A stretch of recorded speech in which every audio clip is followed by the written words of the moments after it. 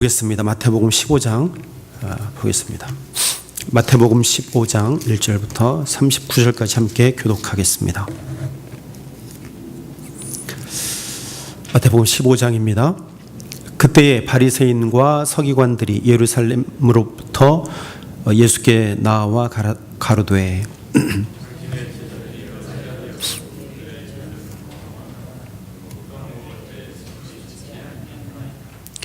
대답하여 가라사대 너희는 어찌하여 너희 유전으로 하나님의 계명을 범하느뇨.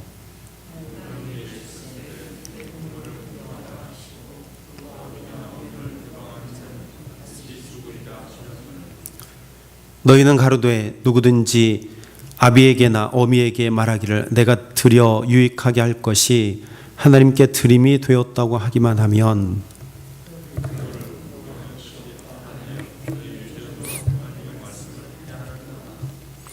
외식하는 자들아 이사야가 너희에게 대하여 잘 예언하였도다 일렀으되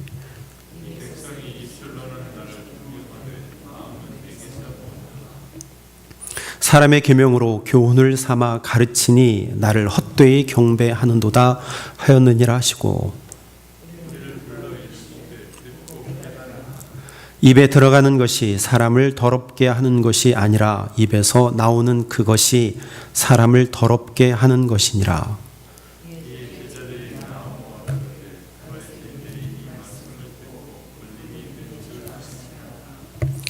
예수께서 대답하여 가라사대 심은 것마다 내 천부께서 심으시지 않은 것은 뽑힐 것이니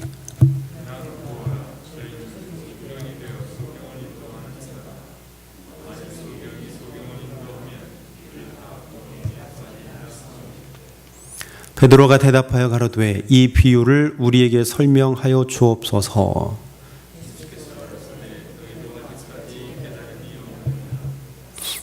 입으로 들어가는 모든 것은 배로 들어가서 뒤로 내어 버려지는 줄을 알지 못하느냐.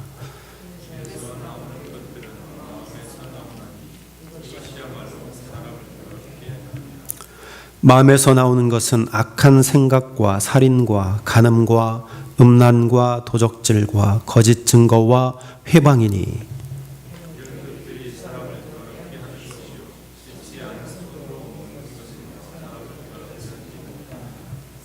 예수께서 거기서 나가사 두로와 시돈 지방으로 들어가시니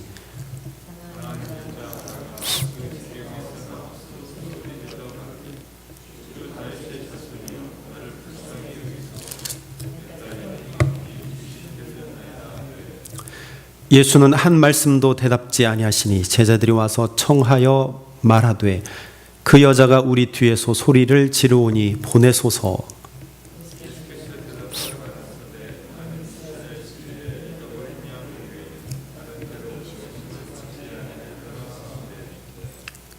여자가 와서 예수께 절하며 가로되 주여 저를 도우소서.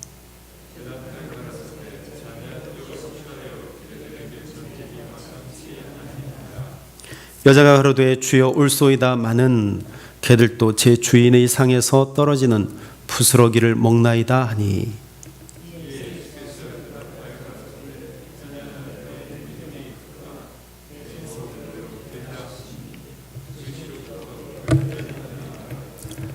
예수께서 거기서 떠나 갈릴리 호숫가에 이르러 산에 올라가 거기 앉으시니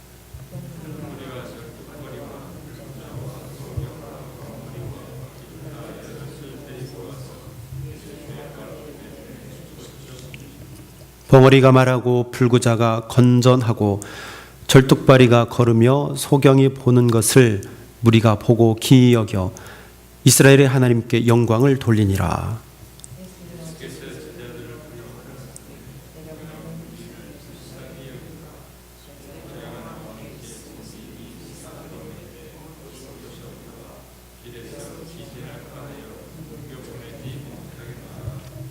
제자들이 가로되 광야에 있어 우리가 어디서 이런 무리에 배부를 만큼 떡을 얻으리이까.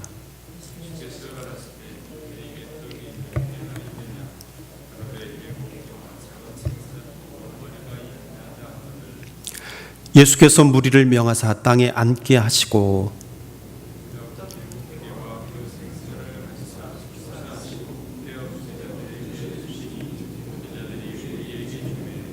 다 배불리 먹고 남은 조각을 7 광주리에 차게 거두었으며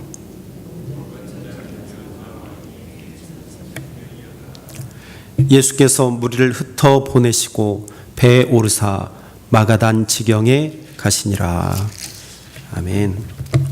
마태복음 15장을 우리가 읽었습니다. 15장 1절부터 보면 장로들의 전통, 장로들의 유전에 대해서 이제 말씀하시죠. 바리새인과 서기관들이 예루살렘으로부터 예수께 나와 그들이 제자들이 손을 씻지 않고 먹는 문제, 음식을 먹을 때 손을 씻지 않는 그런 문제 제기를 하게 되지요. 그것이 장로들의 전통이다, 그렇게 이야기를 하며 왜 그것을 범하느냐 바리새인과 서기관들이 질문을 하지요. 장로들이라 하면 그 율법을 연구하는 자들입니다. 율법에 정통한 자들이에요. 그래서 율법은 성문화된, 즉 기록된 율법이죠. 하나님께서 주신 말씀, 율법, 그것을 연구해서 율법에서 다 언급되지 않은 일상의 삶 속에서 지켜야 될 일들, 신앙생활함에 있어서 필요한 것들을 이야기한 것입니다. 구전으로, 입에서 입으로 전해지는 그러한 말씀들. 근데 그것이 전통으로 내려오게 된 것입니다. 그래서 그것을 유전이라 합니다. 그런데 그 유전 가운데 하나, 전통 가운데 하나, 그것이 손을 씻지 않고 먹는 것. 그러니까 음식을 먹을 때는 꼭 손을 씻어야 한다라는 것이죠. 그것을 문제 삼아서 예수님께 이제 묻지요. 질책을 하는 것이죠. 왜 손을 씻지 않고 먹습니까? 그것이 전통인데 왜 그 전통을 무시합니까? 왜 전통을 지키지 않습니까? 그 이야기죠. 지금 장로들은 자신들이 세운 전통을 더 중요하게 여기고 더 권위 있게 여기고 있는 것이죠. 무엇보다 하나님의 율법보다. 그래서 예수님은 그들을 향하여서 말씀하시죠. 3절에 대답하여 이르시되 너희는 어찌하여 너희의 전통으로 하나님의 계명을 범하느냐, 그렇게 말씀하십니다. 그러니까 예수님은 장로들, 즉 종교 지도자들이 더 중요하고 더 권위로 여기는 장로들의 전통, 그것이 더 권위 있는 것이 아니고 예수님의 생각은 하나님의 계명이 더 권위가 있다. 사실은 율법을 연구하면서 신앙생활에 필요한 그런 유전의 전통, 사실은 그 전통이 율법으로부터 나왔잖아요. 그러면 사실은 근본적으로는 율법이 더 권위가 있는 것인데 율법을 연구하다가 필요해서 나온 구전, 그것을 더 중요하게 여겨서 그것으로 책잡고 사람들을 억압하고 사람들을 정죄하는 그들의 모습을 보시고 예수님은 왜 너희들은 그것을 통하여서, 즉 장로들의 전통으로 하나님의 계명을 범하느냐. 하나님의 계명이 더 중요하고 하나님의 계명이 더 권위가 있는데 너희들이 지금 잘못하고 있다라는 것을 예수님께서 말씀하고 계시는 것입니다. 그러면서 4절에 하나님이 이르셨으되 내 부모를 공경하라 하시고 또 아버지나 어머니를 비방하는 자는 반드시 죽임을 당하리라 하셨거늘. 그러니까 내 부모를 공경하라라는 것을 예로 들어서 말씀하십니다. 부모를 공경하라. 5번째 계명이죠. 그러니까 사람과 사람 사이에서 섬김에 있어서 가장 첫 번째가 내 부모를 공경하라입니다. 대인관계에 있어서 가장 첫 번째 나오는 것이 내 부모를 공경하라. 그런데 당시에 많은 사람들은, 그리고 율법에 그들의 전통, 그들이 인정하고 있는 것은 어떻게 인정했냐면 잘못하고 있음을 예수님께 지적하고 있는 것입니다. 뭐냐면 부모를 공경하라. 그때는 부모를 공경할 때에 그것을 악용한 사례가 있었습니다. 뭐냐면 부모를 공경하는 자들이 그 공경할 그 물질, 돈, 그러한 것을 서약 형식으로 성전에 드리는 거예요. 그러니까 서약을 하는 거예요. 서원을 하는 거예요. 내가 부모를 잘 공경할 때에 이 돈을 내가 하나님 앞에 드리겠습니다. 그러면 하나님이 부모님보다 더 높으시기 때문에 부모를 공경할 의무를 제해주는 거예요. 부모를 공경할 것 가지고 하나님 앞에 드렸기 때문에 의미가 없습니다. 당신에게는. 말하자면 이야기하지 않아도 우리에게 인식되는 것들이 있잖아요. 뭐냐면 쉽게 얘기하면 장남이 부모를 공경해야 된다는 것이 우리가 이야기하지 않아도 어떤 전통적으로 내려오는 인식이잖아요. 말하자면 내가 부모를 공경해야 되는데 그것을 내가 하나님 앞에 서원하는 거예요. 내가 섬기겠습니다. 그리고 부모를 공경해야 될 물질 가지고 하나님 앞에 드리는 거예요.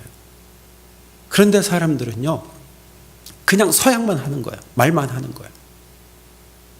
그리고 하나님 앞에 예물을 드릴 때 그걸 조금 드리는 거예요. 다 드리지 않고.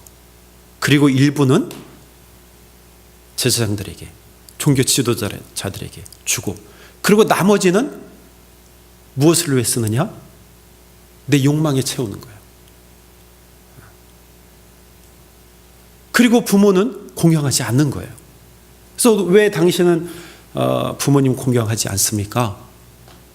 그러면 이미 하나님 앞에 드렸습니다. 그게 고르반이에요. 고르반. 하나님 앞에 드림이 되었습니다. 그 말 한마디로 모든 것이 해결이 되는 거예요. 부모 공경도 하지 않고 부모 공경해야 될 그 물질을 가지고 내 배를 채우는 것이죠. 근데 이 종교 지도자들이요, 그것을 눈 감아 주는 거예요. 예수님께서 이 예를 들면서 6절에 그 부모를 공경할 것이 없다 하여 너희의 전통으로 하나님의 말씀을 폐하는도다. 자신들은 결국에 하나님의 말씀을 폐하면서 손을 씻지 않는 문제를 가지고 비판한다 이거죠. 어떤 것이 먼저냐? 하나님의 말씀, 하나님의 계명이 먼저임에도 불구하고 너희들의 전통, 너희들이 정해놓은 그 외형적인 것에 치중하여서 사람을 비판하고 정죄하는, 그거 잘못되었다고 예수님께 지적하고 계시는 것입니다. 그러면서 이사야의 말씀을 예로 들면서 8절에 말씀하십니다. 이 백성이 입술로는 나를 공경하되 마음은 내게서 멀다. 사람의 계명으로 교훈을 삼아 가르치니 나를 헛되이 경배하는도다. 헛되이 경배하고 있다. 참 우리가 깊이 새겨야 될 말씀입니다. 헛되이 하나님을 경배하고 있는 것은 아닌가. 우리가 본질은 뒤로 하고 외형적인 것에 치중하는, 그리고 정말 조심해야 돼요. 믿음이 무엇인가, 믿음의 삶이 무엇인가, 우리가 끊임없이 우리를 돌아보지 않으면 우리도 역시 외형적이 되고 외식적이 되어져 갈 수 있다는 것입니다. 여러분, 예레미야 17장 19절에 말씀합니다. 만물보다 심히 거짓되고 부패한 것은 무엇이다? 마음이다 말씀합니다. 오늘도 본문에서 말씀합니다. 18절에 이렇게 말합니다. 입에서 나오는 것들은 마음에서 나오나니 이것이야말로 사람을 더럽게 하느니라. 마음에서 나오는 것은 악한 생각과 살인과 간음과 음란과 도둑질과 거짓 증거 비방이니 이런 것들이 사람을 더럽게 하는 것이요 씻지 않은 손으로 먹는 것은 사람을 더럽게 하지 못하느니라. 사람의 마음 속에 있는 악한 것들로 우리를 더럽게 한다 말씀합니다. 우리의 마음이 심히 부패하다고 말씀하셨습니다. 본질이 중요해요. 우리의 마음이 중요해요. 외형적인 것이 중요한 것이 아니고 우리의 마음, 하나님 우리의 중심을 보신다고 하셨습니다. 여러분, 우리의 중심에 무엇을 가지고 있어야 됩니까? 살인, 거짓, 음란, 도둑질, 간음, 비방 이러한 것들로 채우는 것이 아니고 믿음을 채워야 돼요. 말씀으로 채워야 됩니다. 오늘 21절부터 가나안 여자의 믿음에 대해서 말씀합니다. 이 여인은 예수님을 향해서 다윗의 자손 예수여 나를 불쌍히 여기소서. 주여 나에게 자비를 베푸소서. 키리에 엘레이손. 나에게 자비를 베풀어 주옵소서. 여러분, 우리 마음속에 이런 간절함이 있어야 돼요. 이 간절한 믿음이 있어야 됩니다. 그래서 예수님께서 마지막에 28절에 말씀하십니다. 이에 예수께서 대답하여 이르시되 여자여 내 믿음이 크도다.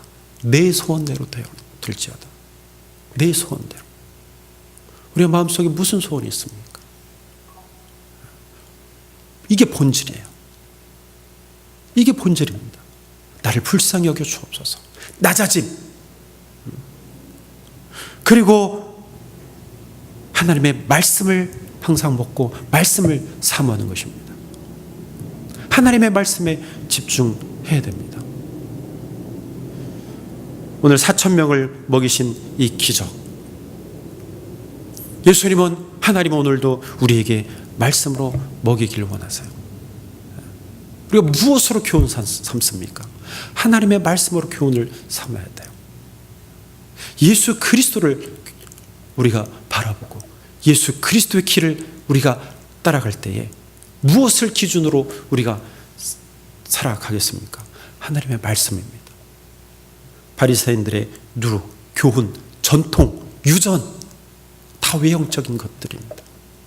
본질에서 벗어난 것들이에요. 오직 하나님의 말씀에 집중하는 그럴 때에 우리의 신앙이 성장하고 정말 본질에 가까워질 수 있습니다. 오늘도 우리 가운데 외형적인 것들이 너무나 많이 있습니다. 우리가 본질을 잃지 않고 외식에 치우치지 않고 본질, 중심을 잡아가는 믿음의 사람들 되어서 오늘도 믿음으로 승리하는 하루가 되기를 주의 이름으로 축원합니다. 기도하겠습니다. 주여, 우리의 마음 오늘도 지켜주옵소서. 하나님, 오늘도 다윗의 자손 예수여 나를 불쌍히 여기소서. 이 믿음으로 살아가게 하옵소서. 하나님, 외식적인 모습으로 살아가지 않도록 하나님 붙들어 주시기를 간절히 바라고 원하옵나이다. 우리의 중심을 보신다고 하셨사오니 하나님 우리의 마음에 거짓되고 헛된 것들로 채우지 않게 하시고 말씀으로 채워 살아가게 하옵소서. 하나님, 우리의 마음이 더러워지지 않도록 항상 주님 붙들어 주시옵소서. 예수님으로 채우고 말씀으로 채우게 하시옵소서. 아버지 하나님이여, 참으로 어려운 이 시대에 정말로 혼란한 시대를 살아갈 때에 더욱더 우리의 믿음이 견고하게 세워져 갈 수 있도록 도와주옵소서. 하나님, 말씀으로 우리에게 채우시기를 원하시는 그 하나님을 항상 의지하여서 말씀에 집중하여 살아가게 하옵소서. 영적으로 깨어있는 저희들 되도록 하나님 붙들어 주셔서 오늘도 아버지 하나님이여 이기는 삶 살게 하옵소서. 어둠의 권세들 틈타지 못하도록 항상 붙들어 주시옵소서. 너희가 내 이름으로 귀신을 쫓아내며 아버지 하나님 예수의 이름으로 마귀 사탄을 물리치며 날마다 영적 싸움에서 승리할 수 있는 저희들 되게 하여 주시옵소서. 하나님, 오늘도 세계 곳곳에서 하나님을 향하여서 예배하고 기도하고 찬송하고 믿음의 삶을 살아가는 거룩한 자녀들 하나님 붙들어 주셔서 그리스도인들을 통하여서 하나님 찬송 소리가 끊이지 않게 하시고 기도 소리가 끊이지 않게 하시고 예배함이 끊이지 아니하도록 하나님 붙들어 주옵소서. 신실한 자 정직한 자들을 통해서 하나님의 나라가 확장되어져 갈 수 있도록 주께서 역사하여 주옵소서. 아버지 하나님이 억압받는 자들 주님 도우시고 구원하여 주옵소서. 아버지 하나님 여러 가지 자연재해로 인하여서 고통받고 있는 자들 주님 위로하여 주시옵소서. 모든 어려움과 고통이 사라지게 하옵소서. 그날을 바라봅니다. 그날을 바라보며 묵묵히 나아가는 저희들 되게 하옵소서. 모든 말씀을 예수님의 이름으로 기도하옵나이다. 아멘.